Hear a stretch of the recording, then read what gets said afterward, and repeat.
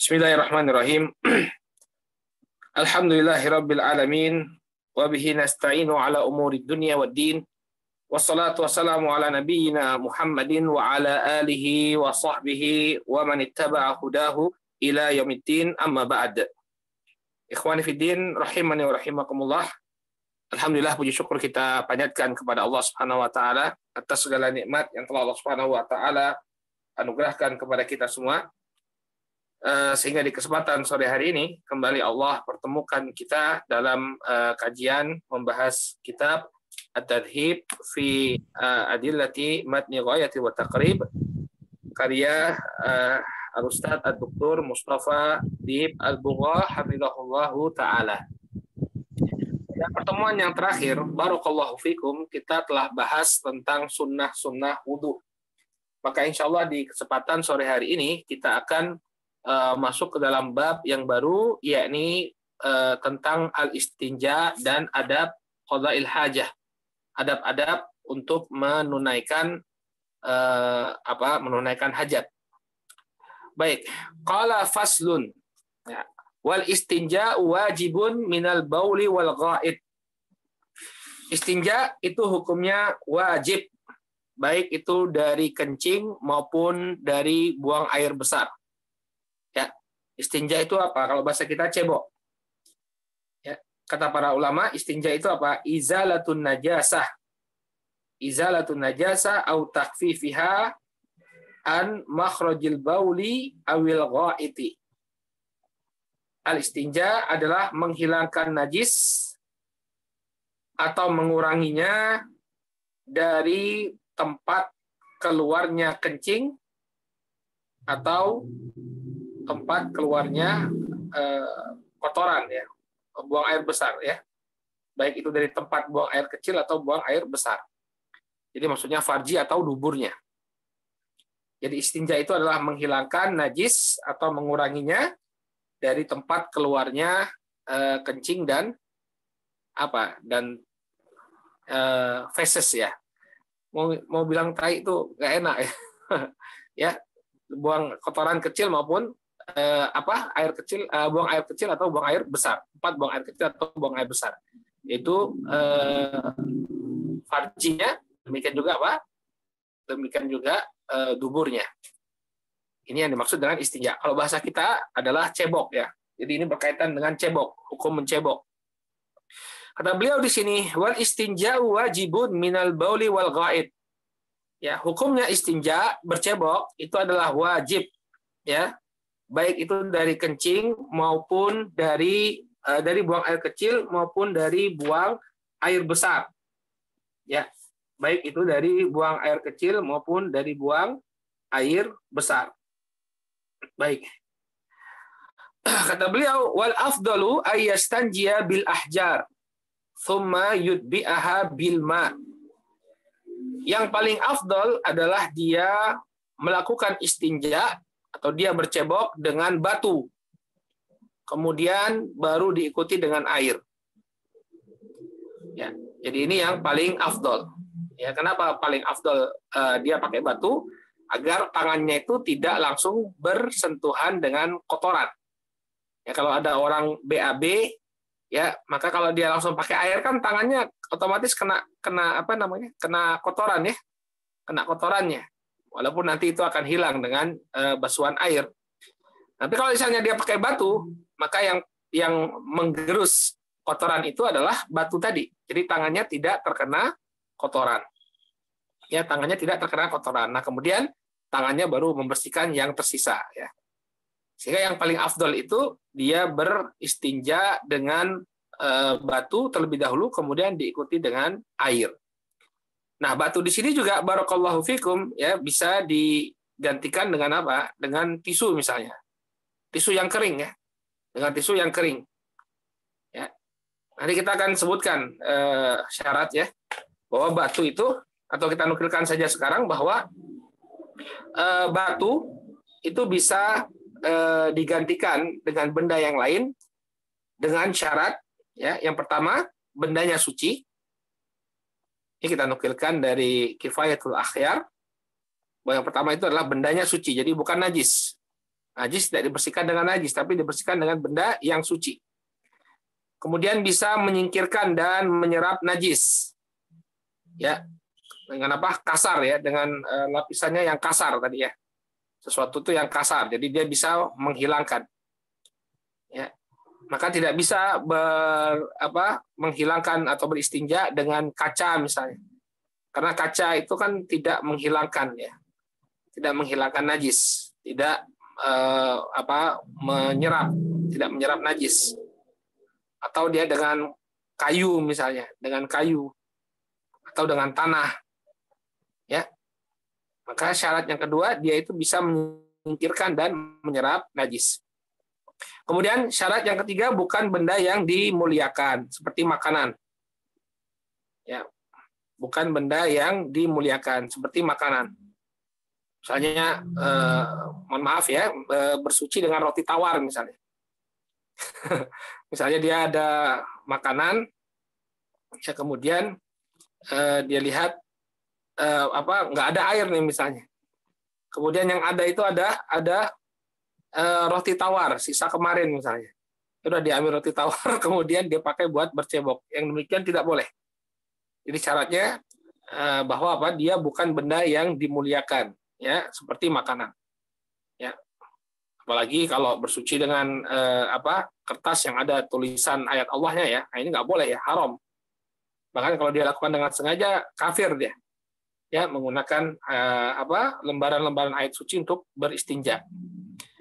Maka boleh ya menggunakan selain batu dengan 3 syarat tadi. Yang pertama bendanya suci, yang kedua bisa menyingkirkan dan menyerap najis, kemudian bukan benda yang dimuliakan. Ya, seperti makanan atau lembaran bertuliskan kitab suci, ayat-ayat Allah. Nah, sehingga kalau tisu itu boleh nggak dipakai bersuci? Boleh, ya, boleh pakai bersuci. Nah, kata beliau di sini yang paling afdol adalah dia bersuci terlebih dahulu dengan beristinja terlebih dahulu dengan batu, kemudian baru diikuti dengan air. Wa yajuzu an yaktasira 'alal ma'i aw 'ala salasati ahjar. Dan boleh juga bagi dia untuk mencukupkan diri dengan air saja. Misalnya nggak ada batu, ya maka dia pakai air saja, boleh, ya sah wudu istinjanya sah. Atau dia mencukupkan diri dengan 3 batu saja, ya maka yang demikian boleh dengan syarat apa? Yunki bihinna al mahal, yang dengan 3 batu tadi atau dengan air itu tempat keluarnya kotoran itu menjadi bersih. Jadi boleh saja kalau misalnya dia tidak ada batu, dia pakai air saja. Kalau tidak ada air, dia pakai batu saja. Fa idza arada iktisaru ala ahadihima fal ma'u afdal. Namun kalau dia hanya ingin mencukupkan diri dengan salah satu dari keduanya, ini dari batu atau air, maka air itu lebih afdal. Maka itu air itu lebih afdal. Kalau kita lihat di sini urut-urutannya, yang pertama adalah dengan batu, kemudian dengan air.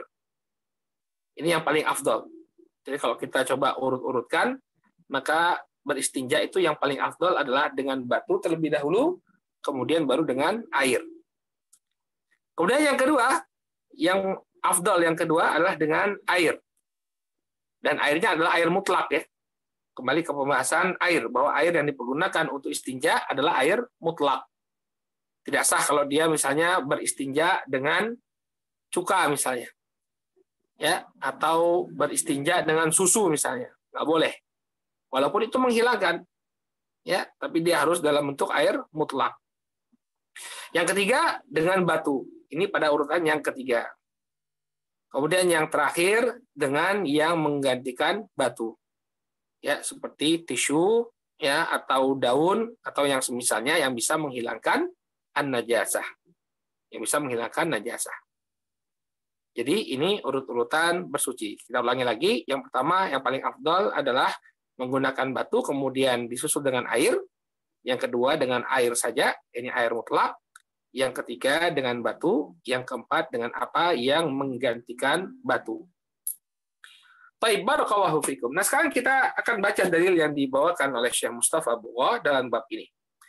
Qala wa rawa al-Bukhari wa Muslimun an Anas ibn Malik radhiyallahu anhu qala kana Rasul sallallahu alaihi wasallam yadkhulul khala fa ahmilu ana wa gulamun nahwi idawatan min ma'in wa anazah fayastanji bil ma.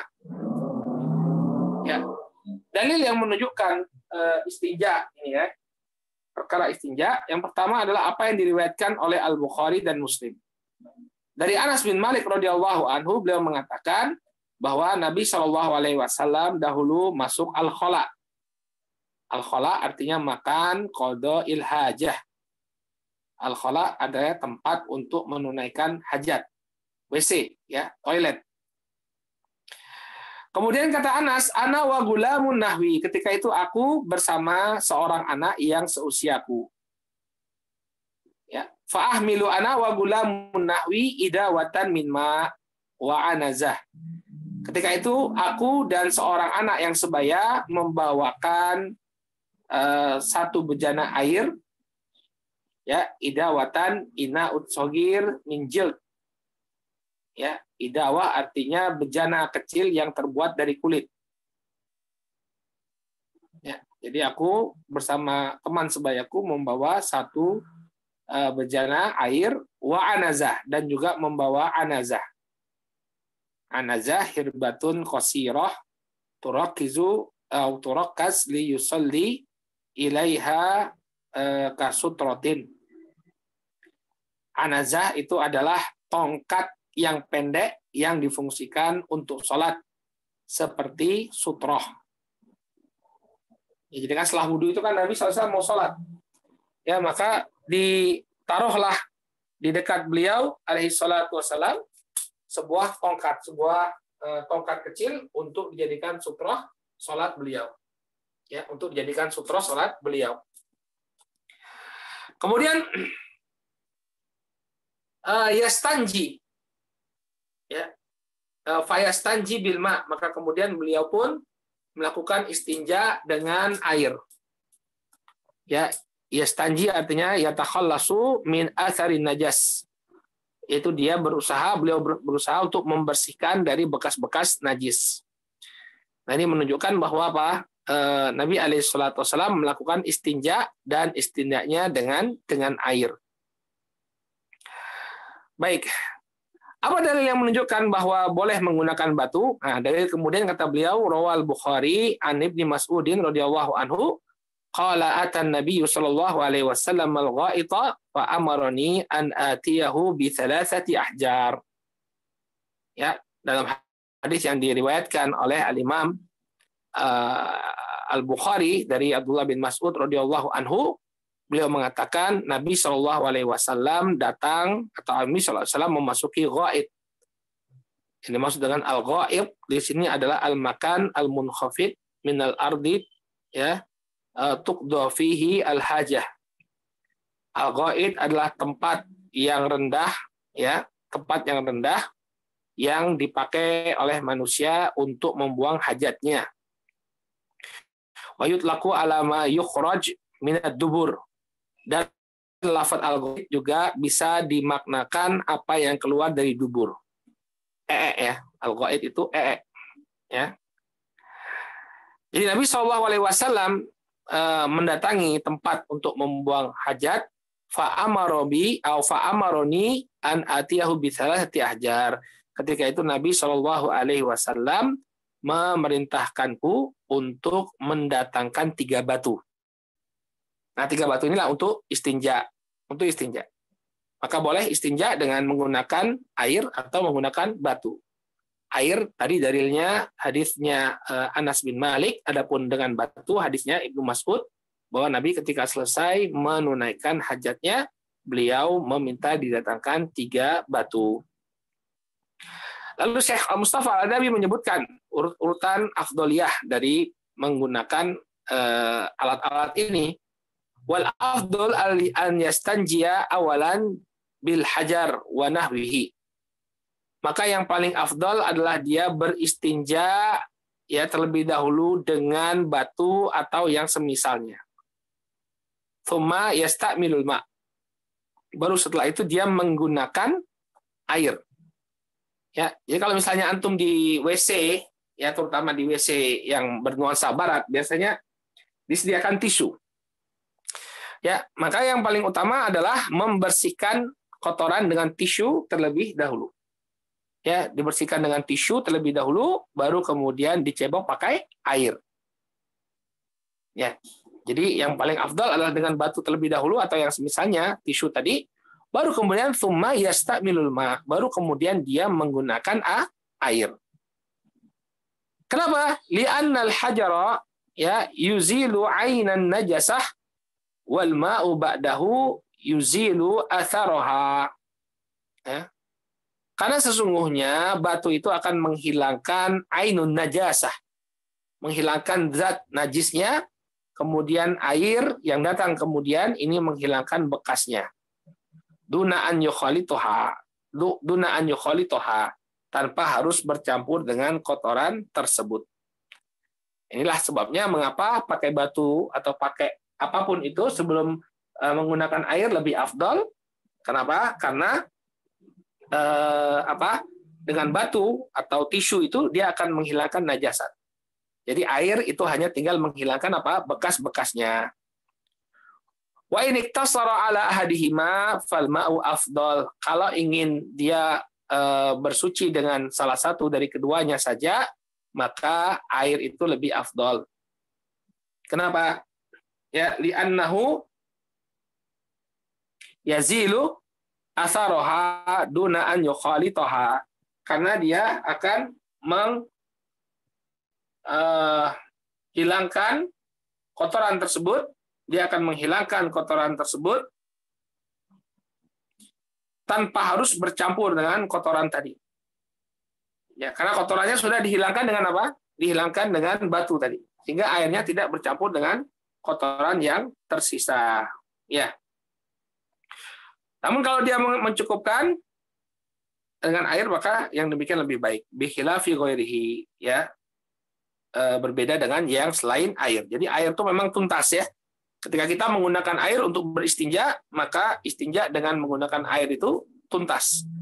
Ya, tuntas kotorannya itu semuanya akan hilang dengan air. Baik.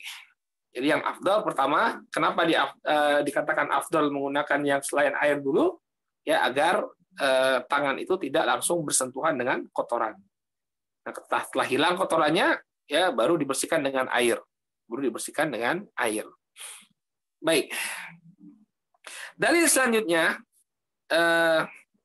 tentang batu, ya tentang bersuci dengan batu atau beristinja dengan batu adalah hadisnya Aisyah dalam Sunan Abi Daud. Dari Aisyah radhiyallahu anhu bahwa Nabi sallallahu alaihi wasallam mengatakan, "Idza dhahaba ahadukum ilal ghaiti falyadhhab ma'ahu bi thalathati ahjar yastatibu bihinna fa innaha tujzi'u anhu." Nabi alaihi salatu wasalam mengatakan, apabila salah seorang di antara kalian ya pergi untuk menunaikan hajatnya, maka hendaknya dia bawa 3 butir batu bersamanya, ya agar dia bisa beristinja dengannya. Ya, yastatib ay yastanji. Sumya dzalika li'annal mustanji tatayyaba nafsahu bi izalatil khabath. Ya, makna yastatib ini artinya yastanji, beristinja. Kenapa istinja disebut sebagai tatayyub? Karena seseorang ketika melakukan istinja, ya dia telah menjadikan dirinya itu lega. Ya. Tajibu nafsihi bi izalatil khabas. Dengan hilangnya kotoran yang melekat. Jadi dia menjadi apa? Menjadi lega. Maka istinja juga disebut sebagai istitab, ya istitab. Baik. Kemudian kata beliau, wanit Abi Hurairah, ya. Kenapa bersuci dengan air itu lebih afdol? Dalilnya adalah kisah turunnya firman Allah Subhanahu wa taala dalam surat At-Taubah ayat ke-108. Wa an Abi Hurairah an Nabi sallallahu alaihi wasallam qala nazalat hadhihi al-ayah fi ahli Quba, Telah turun ayat ini bagi penduduk Quba. Apa bunyi ayatnya? Fihi rijalun yuhibbuna an yatatahharu wallahu yuhibbul mutahhirin. Ya.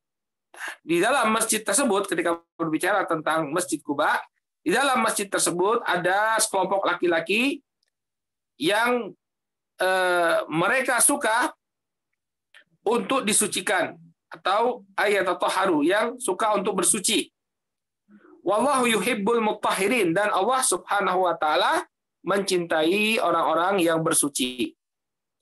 Nah, apa kaitannya dengan istinja? Ya, turunnya ayat ini karena kanu yastanjuna bil ma'i fanazalat fihim hadhil ayat. Karena orang-orang di Kuba itu beristinja dengan air, maka turunlah firman Allah Subhanahu wa taala ini, ya, menunjukkan bahwa istinja dengan air itu adalah satu hal yang dianjurkan, ya, karena dahulu orang-orang di Kuba, para sahabat yang berada di Kuba, mereka beristinja dengan air lalu dipuji oleh Allah Subhanahu wa taala, ya, dipuji oleh Allah Subhanahu wa taala tentang apa yang mereka lakukan, yaitu beristinja dengan air. Jadi kesimpulannya sebagaimana yang kita katakan, ya, yang pertama yang paling afdal adalah dia menggunakan batu atau yang semisalnya untuk menghilangkan najasah, baru kemudian dengan air. Kalau tidak ada, maka dengan air secara mutlak, ya. Kalau tidak ada, maka dengan batu. Dan kalau tidak ada, baru dia menggunakan sesuatu yang menggantikan batu. Ini urut-urutan al-istinja. Baik. Kemudian di antara faedah ketika melakukan istinja, ya, kata beliau,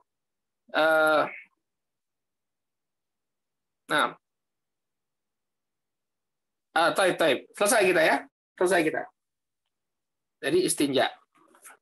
Kemudian kata beliau, sekarang masuk ke dalam permasalahan baru tentang adab-adab qada al-hajah. Adab-adab ketika menunaikan hajat sekarang. Kata beliau, wa yajtanibu istiqbalal kiblati wastidbaraha fis sahra. Hendaknya ketika menunaikan hajat, ya, ketika antum BAB atau BAK, maka ketika dia menunaikan hajatnya, hendaknya dia menjauhi menghadap kiblat atau membelakangi kiblat ketika dia berada di tempat terbuka, di sahra, di tempat terbuka. Nanti kan ini, ya ikhwan, kalau misalnya antum dalam keadaan camping, ya, di tempat yang umum, ya, nggak ada WC-nya, sedangkan antum harus cepat buang hajat, maka adab-adab ini perlu diperhatikan. Yang pertama, tidak menghadap kiblat dan tidak membelakangi kiblat ketika dia menunaikan hajatnya di tempat terbuka. Dalilnya adalah apa yang diriwayatkan oleh Al-Bukhari dan Muslim dari sahabat Abu Ayyub Al-Ansari radhiyallahu anhu, dari Nabi SAW, beliau mengatakan, "Idza ataitumul gha'ita fala tastaqbilul qiblah wa la tastadbiruha bi baulin aw gha'it, walakin syarriku aw gharribu." Kata Nabi SAW, riwayat Bukhari Muslim dari Abu Ayyub Al-Ansari radhiyallahu taala anhu, bahwa Nabi SAW mengatakan, apabila kalian, ya, menunaikan hajatnya, maka janganlah dia menghadap kiblat dan jangan dia menghalanginya, baik itu buang air kecil maupun buang air besar. Walakin syarriku aw gharribu, akan tetapi berpaliklah ke arah timur atau berpalinglah ke arah barat. Nah, pertanyaan ini, ya, kenapa Nabi Shallallahu Alaihi Wasallam mengatakan jangan menghadap ke barat, jangan juga menghadap ke timur. Maaf, ya, tapi kita diperintahkan untuk menghadap ke timur dan menghadap ke barat. Kenapa malah diperintahkan untuk menghadap ke timur dan ke barat? Ya, karena beliau mengucapkannya di kota Madinah. Kiblat itu berada di arah selatan. Ya, maka kalau selatan jangan menghadap ke arah selatan atau membelakangi arah selatan. Ya, karena di situ ada kiblat. Oleh karena itu kalau buang air besar, ya, hendaknya dia menghadap ke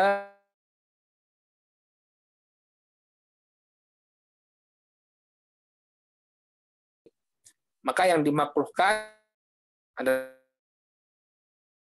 barat. Karena itu adalah arah kiblat kita. Qala wa khassa dzalika bis-sahra wa ma fi ma'naha min al-amkinati allati la satira fiha. Dan di sini Nabi SAW ini mengkhususkannya pada tempat yang terbuka, ya, dan tempat-tempat lainnya yang semakna, ya. Misalnya tempat yang tidak memiliki satir sama sekali, yang tidak memiliki dinding sama sekali, yang tidak memiliki dinding sama sekali, maka tetap tidak boleh, ya, untuk menghadap atau membelakangi kiblat. Baik, wadalla ala dzalika. Ya, apa yang menunjukkan bahwa ini hanya berlaku di tempat terbuka, tidak berlaku di tempat tertutup? Dalilnya apa yang diriwayatkan oleh Abdullah bin Umar, beliau mengatakan, irtaqaitu fawqa dhahri baiti Hafsah li ba'di hajati wa ra'aitu Rasul sallallahu alaihi wasallam, ya, wa fara'aitu Rasul sallallahu alaihi wasallam yaqdi hajatahu mustadbirat al-qiblah wa mustaqbilus syams atau mustaqbilas syams. Kata Abdullah bin Umar, ya, aku pernah naik ke atas rumahnya Hafsah, ya, untuk menunaikan beberapa keperluanku. Maka ketika itu aku melihat Rasulullah SAW sedang menunaikan hajatnya. Beliau membelakangi kiblat dan menghadap kepada negeri Syam. Nah, gimana ini? Tadi katanya nggak boleh. Nah, ini kalau Nabi SAW melakukannya, maka jawabannya, ya, kalau yang tidak boleh itu adalah ketika berada di tempat terbuka. Adapun kalau dia di tempat yang tertutup, maka silahkan saja bagi dia untuk membelakangi atau untuk menghadap kepada matahari. Baik, ini yang berkenaan dengan apa? Apa tadi saya bilang? Tadi kayaknya ada yang salah, ya. Menghadap kiblat, ya, bukan menghadap matahari. Itu matahari yang lain, ya. Maka boleh bagi dia untuk menghadap ke arah kiblat atau membelakanginya. Qala fa hadzal haditsu dalilun ala jawazi istighbariha. Maka dalil hadis ini menjadi dalil bolehnya seseorang itu ketika menghadap, ketika buang air kecil atau buang air besar, ya, dia membelakangi kiblat, ya, selama dia berada di dalam ruangan. Wa madalla ala jawazil istiqbal, demikian juga ada dalil yang menunjukkan bolehnya menghadap. Kalau tadi itu membelakangi, ya, Nabi membelakangi kiblat dan menghadap ke negeri Syam. Nah, sekarang ada juga hadis yang menunjukkan bahwa Nabi SAW menghadap kiblat. Ya. Apa dalilnya?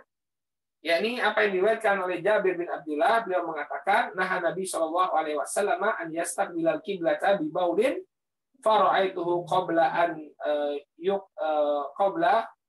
an yuqba bi amin yastaqbiluha. Kata Jabir bin Abdullah, ya, Nabi SAW memang melarang untuk menghadap kiblat ketika kencing. Namun aku melihatnya, ya, beliau menghadap kiblat ketika kencing, ya, beberapa tahun sebelum beliau meninggal. Jadi pernah dilihat oleh Anas bin Malik bahwa beliau Nabi SAW menghadap kepada kiblat, ya, sebelum beliau meninggal dunia. Nah, intinya bahwa di ruang menghadap kiblat, namun kalau dia di ruang tertutup, maka yang demikian diperbolehkan menghadap maupun membelakangi kiblat. Ya. Qala fahumila nahyu 'alal makani ghairil mu'adil qada'il hajah wa ma fi ma'nahu minal amakin allati la satira fihi au fiha. Maka hadis-hadis yang melarang ini dibawa kepada tempat-tempat yang tidak ditentukan untuk menunaikan hajat. Ya, jadi walaupun tempatnya itu tertutup, namun memang itu bukan sebagai tempat untuk buang hajat, tetap tidak boleh menghadap ke arah kiblat atau membelakanginya. Ya. Ya. Kecuali tempat tersebut ya sudah ditentukan sebagai tempat untuk buang air. Ya. Kata beliau di sini fahumila nahyu 'alal makan wairu mu'ad li qada'il hajah wa ma fi ma'nahu minal amakin allati la satira fiha. Maka dibawalah larangan untuk menghadap kiblat ini, ya, dan apa yang semakna dengannya. Ya, ini larangan ini berlaku bagi tempat yang tidak ada penutup. Ya. Jadi apa yang dilihat, apa yang dilarang oleh Nabi SAW ini pada hakikatnya di tempat-tempat yang bukan dipergunakan untuk WC. Wa humil al-fi'lu 'alal makan al-mu'tad wa ma fi makna. Adapun Nabi SAW ya hadisnya ketika beliau menghadap kiblat, ya, maka ini dibawa karena itu berlaku pada tempat-tempat yang memang diperuntukkan untuk untuk qada'il hajah. Ya. Jam'an bainal adillah, untuk mengumpulkan dalil-dalil. Wala yakhlu al-amru an karahatin fi ghairil mu'ad, ya, fi ghairil ma'ad ma'a wujudi as-satir. Ya, dan tidaklah perkara tersebut hilang dari kemakruhan, ya, selain pada tempat-tempat yang sudah ditetapkan, ya, ma'a wujudi satir, yang ditambahi dengan satir, dengan tirai atau dengan penutup. Kesimpulannya gini ya ikhwan, kalau tempatnya itu memang diperuntukkan untuk buang air, maka silakan saja menghadap ke arah barat dan menghadap ke arah kiblat atau menghalangi atau membelakangi kiblat. Ya. Adapun perlakuan Nabi yang dilakukan oleh Nabi Shallallahu Alaihi Wasallam atau larangan Nabi Shallallahu Alaihi Wasallam itu berlaku pada tempat-tempat yang terbuka atau tempat-tempat yang memang tidak diperuntukkan untuk buang air. Ya, jadi kesimpulannya dia terlarang, ya, dia terlarang apabila dilakukan di tempat-tempat yang terbuka atau tempat-tempat yang tidak diperuntukkan untuk buang air. Namun kalau memang tempatnya itu diperuntukkan untuk buang air, maka tidak mengapa bagi dia untuk menghadap atau menghadap kiblat atau membelakangi kiblat. Baik, ini adab yang pertama, ya. Jadi tidak menghadap kiblat atau membelakangi kiblat ketika berada di tempat yang terbuka. Adapun di tempat yang tertutup, maka silakan saja. Kata para ulama, apa definisi tertutup itu? Ya, definisi tertutup itu kalau tinggi dinding yang menutupi dia adalah 3 darat, 3 hasta. Satu hasta sekitar setengah meter. Berarti paling minimnya yang dianggap menutupi itu adalah tembok yang setinggi 1,5 meter. Tembok yang setinggi 1,5 meter. Jadi kalau 1,5 meter, nah ini kalaupun dia di tempat terbuka, namun sudah dikelilingi dengan tembok 1,5 meter, walaupun tempat tersebut tidak diperuntukkan untuk menunaikan hajat, maka tidak disyariatkan bagi dia untuk menghadap kiblat, untuk tidak menghadap kiblat atau membelakanginya. Boleh-boleh saja. Ya, 3 hasta, ya. Selama tingginya itu 3 hasta. Baik. Kemudian di antara adab qada'il hajat yang kedua adalah wa yajtanibul baula wal gha'ita fil ma'ir raqid. Dan hendaknya dia menjauhi buang air kecil maupun buang air besar di air yang tergenang. Ya, nggak boleh kemudian dia menunaikan hajatnya, ya, dia menunaikan hajatnya di air yang tergenang. Apa maksud air yang tergenang ini? Maksudnya itu seperti telaga. Ya, telaga atau waduk, maka dilarang bagi dia untuk menunaikan hajatnya di tempat semacam itu. Baik. Ya. Nah, kemudian dalilnya kata beliau, kenapa dilarang untuk membuang air di air yang tergenang? Kata Syekh Mustafa Bugha, lama yantaju anhu min taqazzuzi an-nafsi minhu in kana kathiran la tughayyiruhu an-najasah. Karena dengan buang air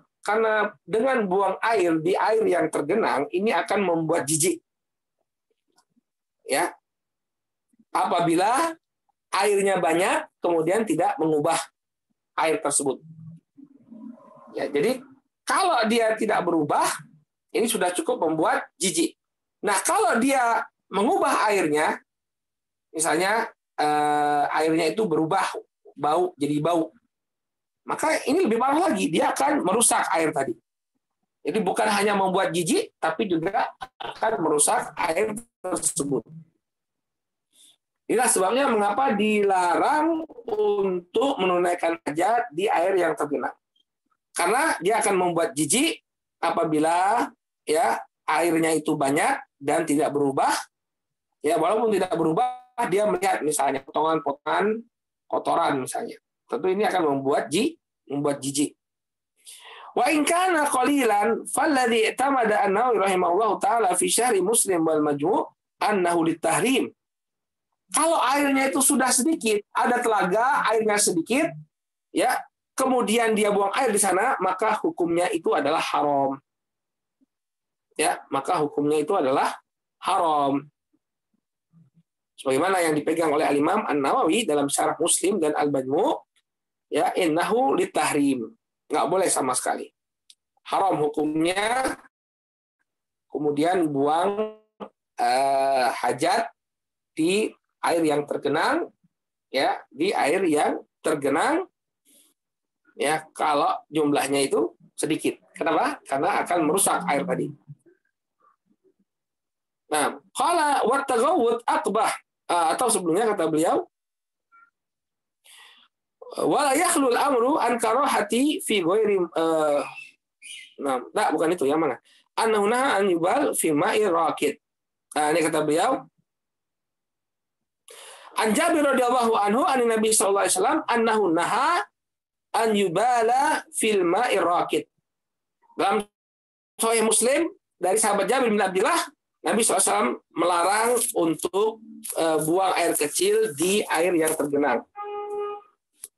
Ya, jadi memang ada nasnya, Nabi SAW melarang untuk buang air kecil di air yang tergenang. Ya, ini buang air kecil ya, buang air kecil saya dilarang oleh Nabi SAW dalam Sahih Muslim. Wa taghawwud aqbah wa aula bin nahi minal baul. Kalau buang air kecil saja dilarang oleh Nabi SAW, maka buang air besar itu terlebih lagi, lebih diharamkan lagi. Wan nahyu, ya, wan nahyu lil karahah in kana al ma'u katsir. Dan larangannya itu berhukum makruh apabila airnya banyak, wa in kana qalilan walladzi tamadu an-Nawawi rahimahullahu taala fi syarh Muslim wa Majmu' annahu litahrim. Adapun kalau airnya sedikit, maka hukumnya itu kata Imam An-Nawawi rahimahullahu taala dalam syarah Muslim dan Al-Majmu', hukumnya haram. Lama fihi min ittilafil ma'i alaihi wa ala ghairihi. Karena dia telah merusak air tersebut baik bagi dirinya maupun bagi orang lain. Jadi hukumnya tergantung ya. Kalau airnya itu sedikit, maka hukumnya haram. Karena dia telah melakukan perusakan terhadap air.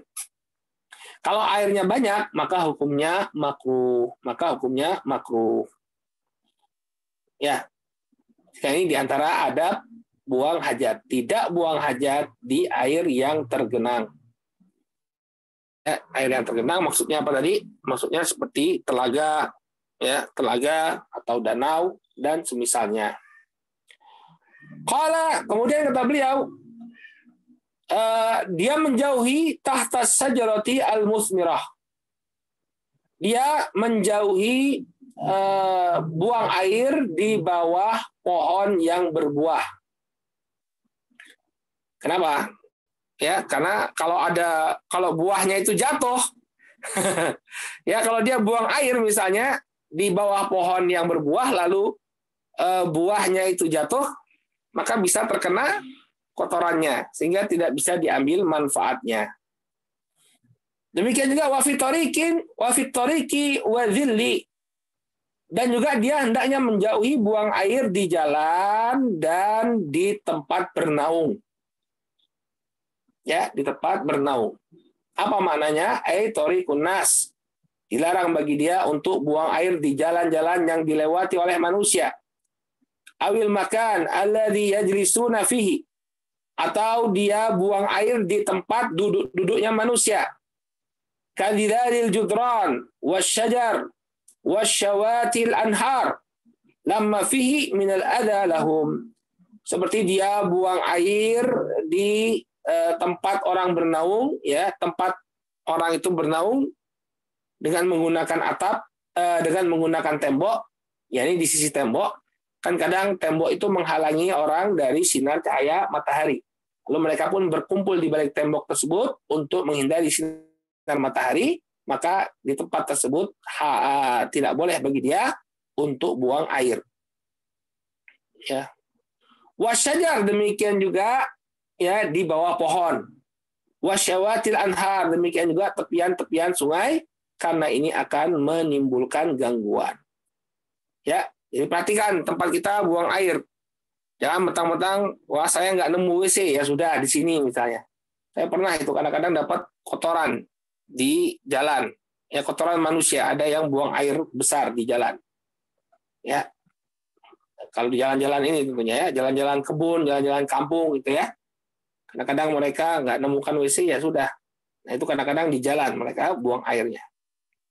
Maka yang demikian tidak diperbolehkan. Dalilnya apa? An Abi Hurairah anna Rasul sallallahu alaihi wasallam qala ittaqu al-la'anain. Waspadalah kalian dari dua perkara yang dilaknat. Ya, dalam catatannya itu kata Syekh Mustafa Bugo, al-la'anin, ya, al-la'anain, yakni al-amroini al-jalibaini lil-la'an. Ya, dua perkara yang terlaknat, artinya dua perkara yang akan menjerumuskan seseorang kepada laknat. Maka Nabi SAW mengatakan, ittaqu al-la'anain. Waspadalah kalian dari dua perkara yang terlaknat. Qalu wa ma al-la'anan ya Rasulullah. Maka para sahabat bertanya kepada Rasulullah SAW, apa itu dua perkara yang dilaknat wahai Rasul? Qala alladhi yatakhalla fi tariqin nas aw fi dhillihim. Dua perkara yang dilaknat itu adalah seseorang yang menunaikan hajatnya di jalan-jalan manusia atau di tempat-tempat mereka bernaung. Ya, maka tidak boleh kemudian buang air di tempat-tempat berkumpulnya manusia, bernaungnya manusia, atau di jalan-jalan yang ditempuh oleh manusia. Ya, nggak boleh. Ya, di tempat berteduh ataupun di jalan-jalan yang mereka pakai, tidak boleh untuk buang air. Qala wasukbi, hendaknya dia menjauhi buang air di dalam lubang. Apa maksudnya? Sukbi, ya, huwa sukbu fil ardi au jidar au nahwihi. Yaitu lubang-lubang yang terdapat di bumi atau di tembok dan semisalnya. Ya, kenapa dia tidak buang air di lubang-lubang tersebut? Lima qad yuntaju anhu min adza. Karena bisa jadi akan muncul dari apa yang dia lakukan tadi, pipis atau buang air di lubang tanah atau di lubang sebuah rumah, ini akan menghasilkan gangguan. Faqad yakunu fihi hayawan ad-dar ka'aqrab au hayah. Maka apa? Kenapa kita tidak buang air di dalam lubang, ya, lubang-lubang alami itu? Karena bisa jadi di dalamnya ada hewan yang memudaratkan, seperti kalajengking atau ular. Fayakhruju alaihi wa yu'dhi. Maka ketika dia buang air di lubang-lubang tersebut, bisa jadi ya dari dalam lubang keluar hewan buas atau hewan yang akan mengganggunya, seperti apa? Kalajengking. Wa qad yakunu fihi hayawan dha'ifun fayata'adza. Atau kalau memang bukan hewan berbahaya yang ada di dalam lubang tersebut, namun ini juga bisa menimbulkan gangguan kepada hewan-hewan tak berdosa tadi yang ada di dalam yang ada di dalam lubang tadi.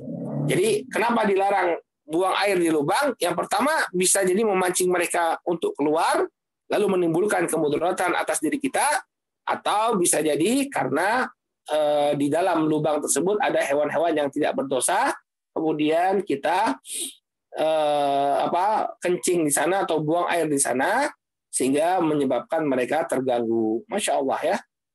Jadi nggak sembarangan Islam ya dalam memperlakukan hewan. Ya, jangan sampai dia pipis di sebuah lubang, ternyata di lubang tersebut tinggal koloni semut misalnya. Ya, maka mereka pun terganggu dengan buang air tersebut. Baik. Kemudian dari lainnya, dari Abdullah bin Sirjis radhiyallahu anhu, qala naha Rasul sallallahu alaihi wasallam an yubal fil juhur. Nabi sallallahu alaihi wasallam melarang untuk buang air kecil di al-juhur. Al-juhur artinya as-saqabu fil ard, lubang yang ada di dalam bumi. Wa inda Nasa'i an Qatadah qala yuqal innaha masakinul jin. Dalam riwayat Qatadah disebutkan bahwa lubang-lubang tersebut bisa jadi juga merupakan tempat tinggalnya jin. Ya, tempat tinggalnya jin. Sehingga untuk menjaga ya agar kita tidak mengganggu, menimbulkan gangguan kepada mereka, jangan buang air di dalam lubang. Karena bisa jadi itu ada hewan buas yang bisa melukai kita, atau bisa jadi di dalamnya ada hewan-hewan yang tidak berdosa menjadi terganggu dengan kotoran kita, atau yang ketiga dia merupakan tempat tinggalnya jin. Ya, jadi jangan buang air di sembarang lubang. Kemudian di antara adab buang air, wala yatakallamu 'alal bauli wal ghaid. Ya, jangan ngomong, jangan bicara ketika dia buang air kecil maupun buang air besar. Ini di antara adab qada'il hajah, ini enggak ngobrol. Ya, enggak ngomong. Ya, ketika dia sedang buang air. Ya. Maksudnya apa kata beliau? An yukrahu liqadil hajah al-kalam wa ghairuhu asna qada'iha. Dan dimakruhkan bagi orang yang menunaikan hajatnya untuk berbicara. Ya, untuk berbicara dan melakukan hal yang lain ya di tengah-tengah dia menunaikan hajat. Jadi kalau buang air itu ya buang air, jangan kemudian disambi ngobrol atau disambi main game ya, buka HP ya. Maka yang demikian jangan ya. Buang hajat ya buang hajat saja. Buang hajat ya buang hajat saja, jangan kemudian digandengkan dengan kegiatan lainnya. Ya, dengan kegiatan lainnya. Baik. Dalilnya an Ibnu Umar radhiyallahu anhuma anna rajulan marra wa Rasul sallallahu alaihi wasallam yabul fasalima alaihi falam yarudda alaihi. Ya, dalilnya hadisnya Ibnu Umar ketika Nabi sallallahu alaihi wasallam sedang buang air kecil, ada seseorang melewati beliau, kemudian dia pun memberi salam kepada beliau, namun beliau tidak membalasnya. Padahal salam loh ya. Nabi SAW tidak membalas ucapan salam tersebut. Nah, ini menunjukkan bahwa ketika buang air tidak boleh berbicara. Ya, tidak boleh berbicara. Kecuali kalau ada hajat ya. Kalau ada hajat. Ya. Misalnya dia lagi di kamar mandi, kemudian anaknya membutuhkan kunci, ya. Anaknya udah mau berangkat sekolah, misalnya dia butuh kunci, kemarin motornya dipakai oleh bapaknya. Pak, mana ini kuncinya, Pak? Ah, boleh dia ngomong, kuncinya di sana, di atas kulkas, misalnya. Tapi kalau tidak ada hajat, maka dilarang untuk berbicara. Ya, dilarang untuk berbicara di tengah-tengah buang hajat. Ya, demikian juga yang lainnya, ya. Kalau salam saja tidak boleh membalasnya, apalagi yang selain salam, seperti apa misalnya, yaitu tadi berlama-lama di WC, main game, ya, yang demikian tidak sepantasnya dilakukan. Itu termasuk adab bahwa seseorang tidak berbicara. Qala wa an Abi Sa'id radhiyallahu anhu qala sami'tu Nabi sallallahu alaihi wasallam yaqul la yakhrujur rajulani yadribani al-gha'ita kashifaini an awritihima yatahaddatsan fa innallaha azza wa jal yamqutu ala dzalik. Nabi SAW bersabda, tidaklah dua orang laki-laki keluar untuk menunaikan hajatnya dalam keadaan auratnya terlihat, lalu mereka pun ngobrol, ya, saling berbicara, maka sesungguhnya Allah Subhanahu wa taala akan murka atas hal yang demikian. Ya. Jadi jangan sambil bicara. Jangan sambil bicara ketika buang air. Ya, itulah demikian juga yang kegiatan-kegiatan lainnya. Ya. Wa yuqas 'alal kalam ghairuhu kal akli wasyurbi wal abas wa nahwi dzalik. Dan dikiaskan kepada kepada berbicara, ini perkara-perkara lainnya seperti makan, minum, dan pekerjaan iseng, al-abas, seperti main game, ya, maka nggak boleh, ya, nggak boleh kemudian dia memanfaatkan untuk main game di dalam WC. Jadi ingat ya kawannya, jangan kemudian bawa HP lama-lama di WC, di toilet, ya, harus dilaksanakan dengan secepat-cepatnya.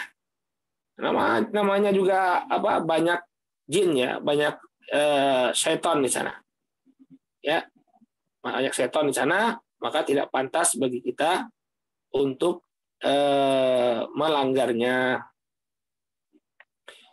Baik. Kemudian kata beliau, wala yastaqbilu syamsa wal qamara wala yastadbiruhuma. Dan tidaklah dia menghadap matahari dan bulan, demikian juga dia tidak membelakangi matahari dan bulan. Ya, ketika dia menunaikan hajatnya di ruang terbuka, tidak boleh, kata beliau, itu untuk menghadap kepada matahari dan menghadap kepada bulan atau membelakangi bulan. Kata An-Nawawi rahimahullah ta'ala dalam Al-Majmu', ya, apakah benar yang demikian terlarang? Kata beliau, annal haditha al-musta'nas fi hadza dha'ifun bal huwa batil.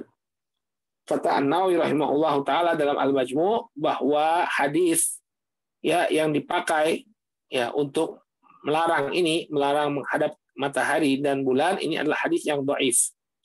Bal huwa batil, bahkan dia merupakan kebatilan. Wa ana sahih al-masyhur annahu yukrah al-istiqbal duna istidbar. Adapun yang benar, ya, yang dilakukan, wa ana sahih al-masyhur, adapun yang benar, yang menurut pendapat yang masyhur, kata An-Nawawi, ya, bahwa yang dilarang itu adalah menghadap. Adapun membelakangi tidak mengapa. Ya. Qala al-Khatib fil Iqna wa hadha huwa mu'tamad. Inilah pendapat yang dipegang oleh mazhab Syafi'i. Jadi menurut mazhab Syafi'i yang tidak boleh itu adalah menghadap, ya, matahari. Adapun kalau membelakangi matahari, maka yang demikian tidak mengapa. Kenapa dimakruhkan menghadap matahari? Karena matahari itu kata mereka termasuk salah satu tanda-tanda kekuasaan Allah. Ya, di antara tanda-tanda kekuasaan Allah, sehingga ketika matahari itu muncul di hadapannya, maka jangan kemudian dia buang air di hadapan matahari tersebut. Baik, faedah. Kemudian faedah kata beliau, wa yustahab liqadil hajah an yaqul al-azkar wal adiyah allati sabatat an Rasulillah sallallahu alaihi wasallam qabla dukhulil khala wa ba'dal khuruj. Dan disunahkan bagi orang yang menunaikan hajat yang zikir doa belum masuk ke dalam WC keluar. Nah, jadi ini diantara qadaul hajah, bahwa sebelum masuk ke tempat kita menunaikan hajat, kita berdoa kepada Allah. Fayaqulu qabla dukhul bismillahi Allahumma inni a'udzubika minal khubuthi wal khaba'ith. Ketika dia masuk ke dalam WC, maka hendaknya dia mengucapkan bismillah Allahumma inni a'udzubika minal khubuthi wal khaba'ith.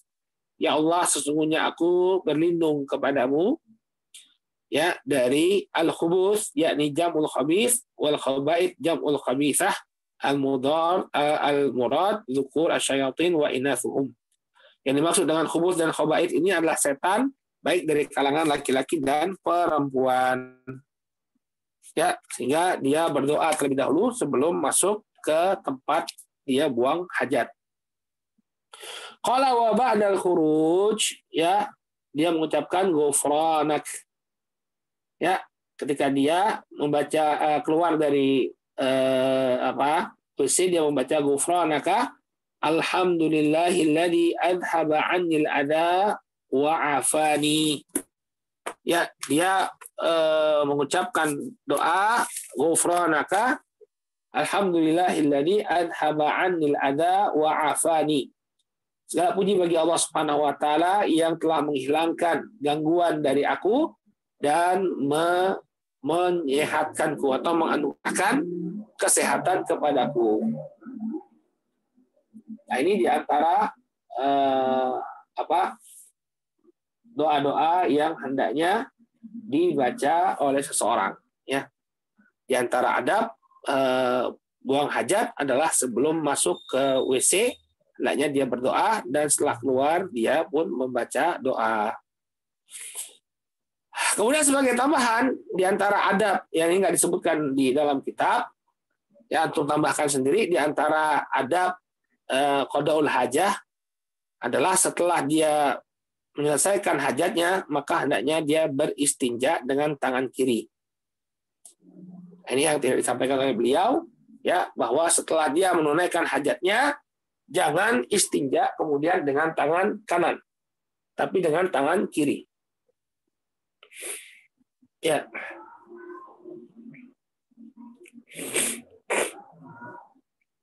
Kata di dalam sebuah hadis yang diriwayatkan oleh Al-Imam Al-Bukhari dan Muslim, ini tentang adab menunaikan hajat.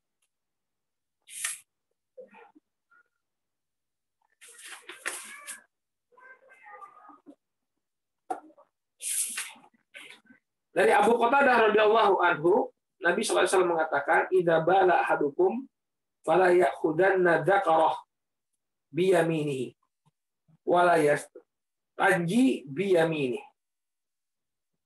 Ya. Kata Rasul SAW, apabila kalian buang air kecil, maka janganlah dia pegang zakarnya, ya, janganlah dia pegang zakarnya dengan tangan kanannya. Ini batang zakarnya, juga batang kemaluannya jangan dia pegang dengan tangan kanannya. Jadi kalau antum pipis, batangnya jangan dipegang dengan tangan kanan. Jadi dipegang dengan tangan kiri. Wala yastanji biyamini, dan janganlah dia beristinja dengan tangan kanannya. Nah, ini diantara ada qadaul hajah Kalau kita buang air kecil, maka batang kemaluannya jangan dipegang dengan tangan kanan. Demikian juga ketika dia melakukan istinja, dia beristinja dengan tangan kiri, bukan dengan tangan kanan. Baik, inilah beberapa adab-adab qada'il hajah. Kita cukupkan dulu sampai di sini. Insya Allah pada pertemuan yang akan datang, kita masuk kepada pembatal wudhu. Pembatal wudhu, insya Allah. Naktafi bihadzal qadar, kita cukupkan dulu sampai di sini. Insya Allah bertemu lagi pekan depan. Karena siapa yang memiliki pertanyaan, silakan dituliskan di komentar atau dikirimkan ke admin. Ya, insya Allah kita akan bahas pertanyaan tersebut di pekan yang akan datang. Naktafi bihadzal qadar, subhanakallahumma wa bihamdika, asyhadu an la ilaha illa anta, astaghfiruka wa atubu ilaik. Assalamualaikum warahmatullahi wabarakatuh.